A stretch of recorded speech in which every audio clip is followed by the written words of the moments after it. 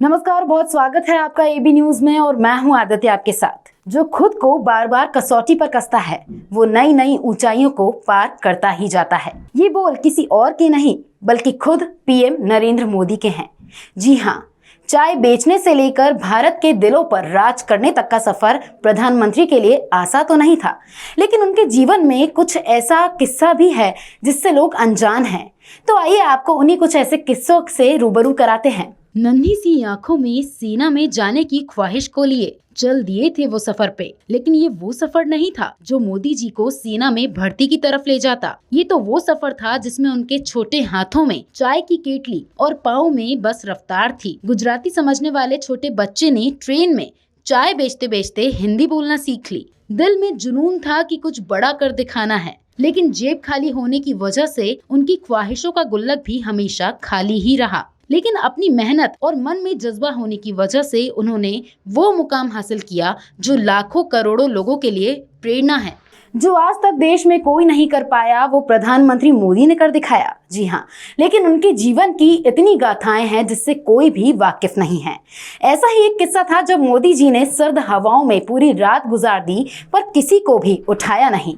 बात उन दिनों की है जब नरेंद्र मोदी प्रचारक हुआ करते थे। वो गुजरात की संघ कार्यकर्ता महेश दीक्षित के घर आते रहते थे। ठंडी का मौसम था। एक रोज वो रात में देर से घर पहुंचे। दीक्षित बताते हैं कि वो और उनकी पत्नी सो चुके थे। घर के बाहर पोर्च में एक लकड़ी का बोट पड़ा हुआ था। उन्होंने अपना झोला खूंटी पर लटका दिया और उसी लकड़ी के बोट पर सो गए। सुबह जब दीक्षित सूर्य देवता को अर्घ देने बाहर निकले तो उन्होंने देखा कि कोई सोया हुआ है। पूजा के बाद जब उन्होंने पास जाकर देखा तो वो नरेंद्र मोदी बोट पर सोए हुए थे। ये किस्सा सुनाते हुए उन्होंने बताया कि जब उनसे पूछा कि इतनी ठंड में वो बाहर क्यों सोए थे, तब नरेंद्र मोदी ने जवाब दिया, मैं आधी रात को आया था, मैं इतनी रात को आपको उठाऊं, आप उठ तो जाएंगे, लेकिन मेरे घर में आने के बाद मेरी बहन की तकलीफ शुरू हो जाती। मेरे लिए क्या खाना है, क्या व्यवस्था करनी है, मेरी व्यवस्था में पूरी रात उसकी निकल जाएगी। इसी वजह से मैंने आपको नहीं उठाया। मैं नहीं चाहता था कि मेरी वजह से मेरी बहन को कोई तकलीफ हो।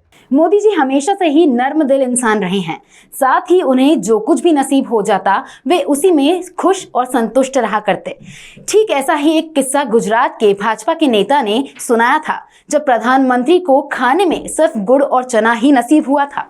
एक बार की बात है जब बीजी मेडिकल अस्पताल के डॉक्टरों के साथ नरेंद्र मोदी की मीटिंग चल रही थी और रात में काफी देर हो गई। गुजरात के भाजपा नेता मिहिर पांडे बताते हैं कि उस रात सेशन लंबा खिंच गया। डॉक्टरों ने मोदी से पूछा कि आपको अस्पताल में इतनी देर क्यों हो गई, खाने की आपकी व्यवस्था क्या है? तो मिहिर कहते हैं, मोदी जी ने बताया कि अब वे खानपुर कार्यालय जाएंगे और वहाँ कार्यालय के बाहर एक पत्थर पड़ा है। उस पत्थर के नीचे एक पर्ची रखी होगी, उसमें एक नाम लिखा होगा कि आज इस बंदे के घर पर आपको खाना है। साथ ही उन्होंने ये भी बताया कि कई बार ऐसा भी होता था कि पत्थर के नीचे कोई भी चिट्ठी नहीं होती थी। ऐसे में फिर गुड़ और चना खाकर ही वहाँ से जाना होता था। मिहिर ने कहा कि आप ये सुनोगे तो आपको लगेगा कि अगर पत्थर के नीचे पर्ची नहीं है तो इसका मतलब आज रात खाना नहीं है।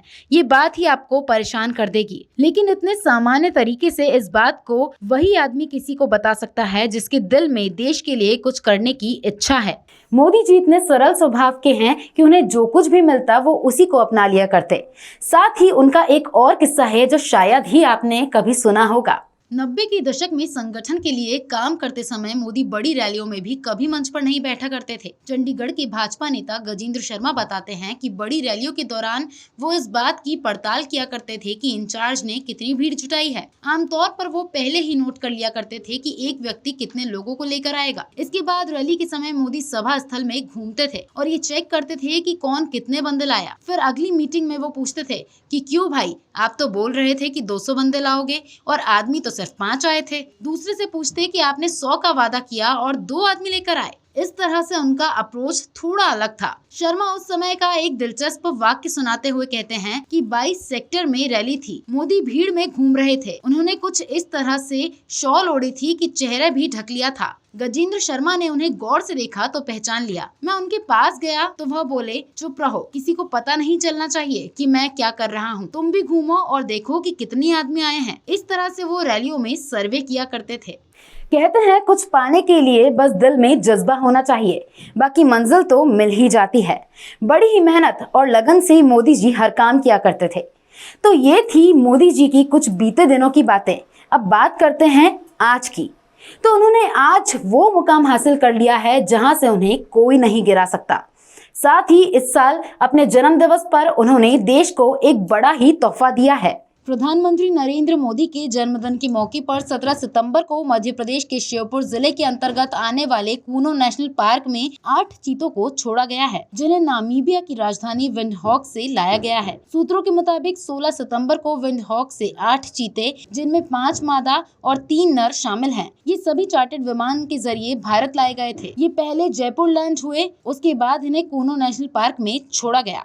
17 सितंबर 1950 को उत्तरी गुजरात के मेहसाणा जिले के छोटे से शहर वडनगर में पैदा हुए प्रधानमंत्री नरेंद्र मोदी आज 72 साल के हो गए हैं। जन्मदिन के मौके पर उन्हें देश और विदेश से शुभकामनाएं भी मिल रही हैं। भारतीय जनता पार्टी के वरिष्ठ नेताओं से लेकर कार्यकर्ताओं तक के बीच में पीएम मोदी के जन्मदिन को लेकर जश्न का माहौल है। बीजेपी इस उपलक्ष्य में 17 सितंबर से लेकर 2 अक्टूबर तक सेवा पखवाड़ा मना रही है और विभिन्न कार्यक्रमों का आयोजन भी कर रही है। तो बस हम यही चाहेंगे कि प्रधानमंत्री इसी तरह आगे बढ़ते रहे और भारत को दुनिया की ऊंचाइयों पर पहुंचाए। तो फिलहाल के लिए बस इतना ही। खबरों की अपडेट्स के लिए बने रहिए एबी न्यूज के साथ।